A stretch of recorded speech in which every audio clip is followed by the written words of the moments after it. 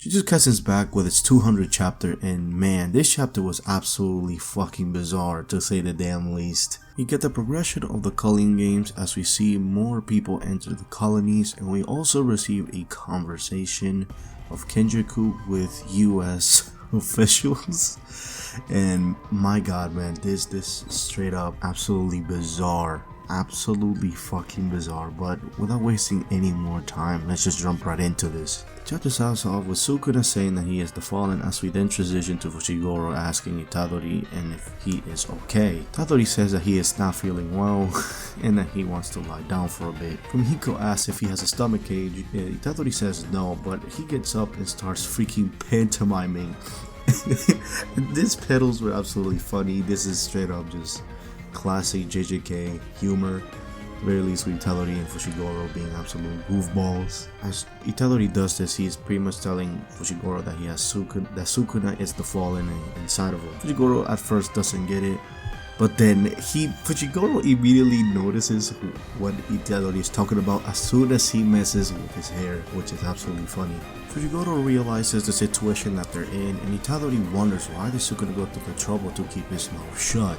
He figures that it must be that the angel has an ability that can permanently annihilate Sukuna without any room for resurrection. Itadori then says that Sukuna is underestimating his resolve, as he asks if he has forgotten that he already died once. He then says that they have enough points for now and everything is fine on Fushiguro's end. He says that after Fushiguro's added the rules, he'll gladly die. And when he does die, more than half of Sukuna will disappear and Gojo Sensei will return, and that is a cheap price to pay. Fushiguro says that the issue is that Itadori will willingly sacrifice his life. The angel then says that there's an astonishing number of people entering the colony. As Fushiguro asks if he can sense it, Kogane shows up and shows the number of players added in the last 10 minutes. Numbers switch from 806 to 807, as we then get a conversation from February of 2018. Somebody explains exactly how Jujutsu Sorcerers are and explains Kurt's energy. And that ends up being Kenjaku, as he pretty much is saying how this is something that is exclusively in Japan, and that there are of course exceptions. He goes on to say that cursed spirits are usually invisible to the naked eye, and it's like a second layer of light that exists within the invisible light spectrum but cannot be parsed by the brain or captured by cameras. We then see Urame hand everybody glasses that have been made into cursed tools. She says that it acts like a projection screen, and if you put it on, you can see cursed spirits and anything made from cursed energy. Another guy says, which means, and Kenjaku responds that it's not just cursed spirits that non-sorcerers can see, that the supernatural events caused by sorcerers are also difficult to perceive. As everybody wears the glasses, they see the cursed spirits everywhere in the room. Then they proceed to say that this is like if this is a prank or they're using VR, as then one of the dudes said, so one of the guys said that VR makes me dizzy. Then someone said that they already gone beyond that dimension. Then they said to the president to please calm down. Then the president freaking peeks through the glasses and see that the cursed spirits start moving. Then the US Department of Energy Assistant Secretary of Energy Cyrus Vale says that this is a gold mine. If they miss out, it's likely they will fall behind the rest of the world. Then Urame says that these cursed spirits bear no ill will and that they can take a seat.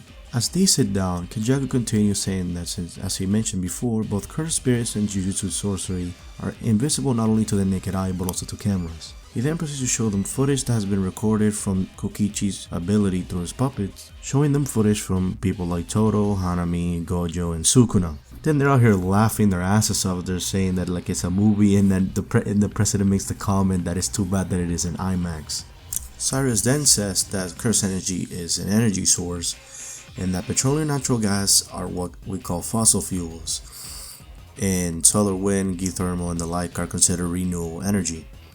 And that cursed energy is able to replace all of them, being the cleanest energy in all of human history. And he points out Gojo especially, and says that there's a good chance that he could power an entire country by himself. He probably could do more if I had to say something about that.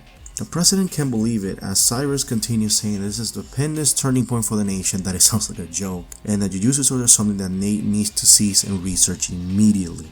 Kenjaku then says that in November, Tokyo will come to a standstill and essentially in an extraterrestrial ground, so Jujutsu Sorcerers will gather for a ritual, and the chapter ends with the president saying that asking Kenjaku if they should kidnap Japanese civilians as samples for experiments using his authority. Jesus Christ. I think it's safe to say that the 800 people that pretty much entered in the colony are probably U.S. soldiers, man. The guy that looks sus to me in this whole chapter definitely goes to Cyrus. He accepted the situation very, very quickly, even though obviously he is knowledgeable about energy. That's basically his job. The fact that he pretty much accepted the situation quite easily pretty much raises a lot of red flags for me. But regardless, we have finally get what Kenjaku has been scheming behind the scenes, or at least a little bit. There's probably more, but this is what we get so far out of him. But yeah, man, this chapter was absolutely great. We get more stuff revealed regarding the Kenjaku's plot, and we get possibly the biggest turning point of the Culling Games thus far. So with that, hope you guys have a wonderful rest of the day. Please hit the like as well as subscribe to my channel. I would really appreciate it. Comment down below what are your theories for the next chapter. Yeah, man, honestly, man, we're about to see like the FBI meme in Itadori and Fushigoro's room. People just swarming in ready to acquire them, bro. This possibly was about to happen next chapter in my opinion, but regardless, hope you guys have a wonderful rest of the day wherever you are. See you guys next time.